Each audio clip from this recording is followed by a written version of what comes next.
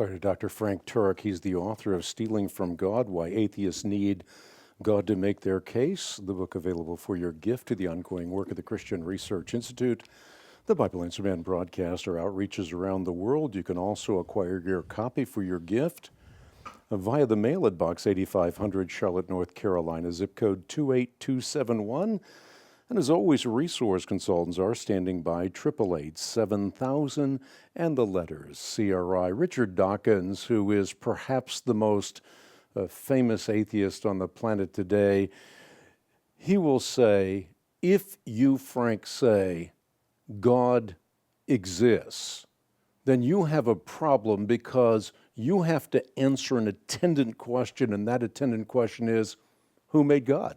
Oh, yeah, you get that question all the time. Well, the answer to the who made God question is nobody, because nobody made God. God is the uncaused first cause. He is what Aristotle would call the unmoved mover.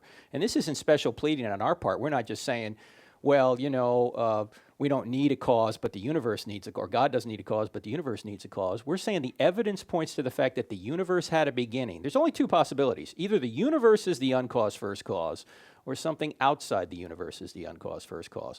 All the evidence shows that the universe had a beginning. If the universe had a beginning, if space, matter, and time had a beginning, then the cause can't be made of space, matter, and time. In other words, the cause must be spaceless, timeless, and immaterial. Now, if you're timeless, do you have a beginning? No. God is the uncaused first cause. You know, it's interesting, too, Hank, that for many centuries, atheists had no problem believing in an eternal universe. They thought the universe was eternal. Never had a problem questioning that. Now we come along and say, no. There's something eternal, but it's not the universe, it's God. And they go, oh, you can't have an eternal God. Wait a minute. If you can have an eternal universe, why can't there be an eternal God? Especially if this being's outside of time. He didn't have a beginning, he created time.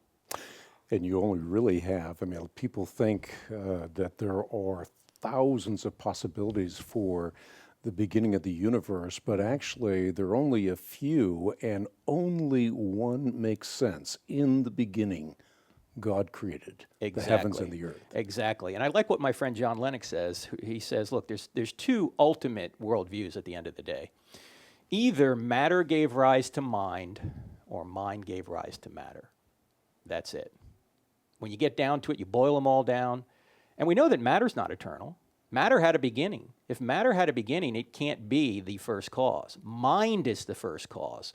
And that comports well with, of course, John, the first chapter, that in the beginning was the Word, the mind, the logos, the reason. That's really where the universe came from. It came from a mind and is sustained as we speak by a mind.